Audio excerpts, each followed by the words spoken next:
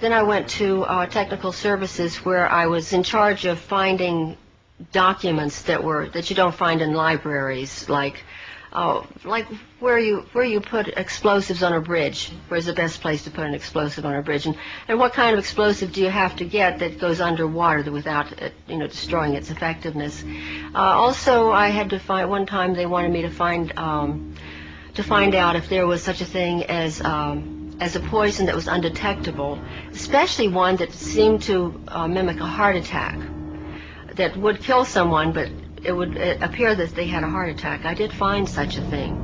Does this pistol fire the dart? Yes, it does, Mr. Chairman, and a special one was developed which potentially would be able to enter the target without perception. The poison was frozen into some sort of dart, and then it was shot at very high speed into the person, so when it reached the person, it would melt inside them, and the only thing would be like one little tiny red dot on their body, which was hard to detect. There wouldn't be a needle left or anything like that in the person. But also the toxin itself would not appear in the autopsy? Yes, so that there was no way of perceiving that the target was him.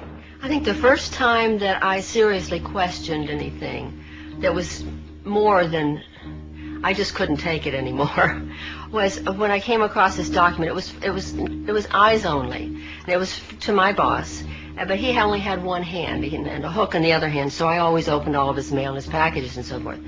And this one, he wasn't in the office. I opened it and I read it. It said eyes only. I wanted to read it because I wasn't supposed to, probably.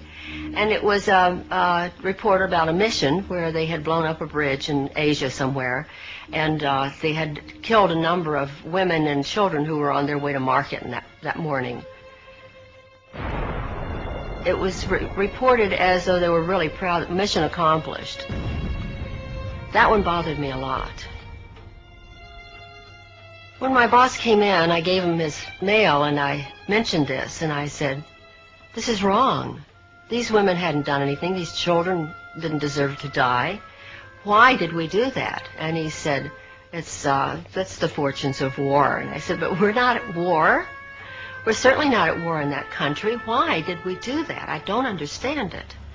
And he said, "Well, you're very young. When you get older, you'll understand those things."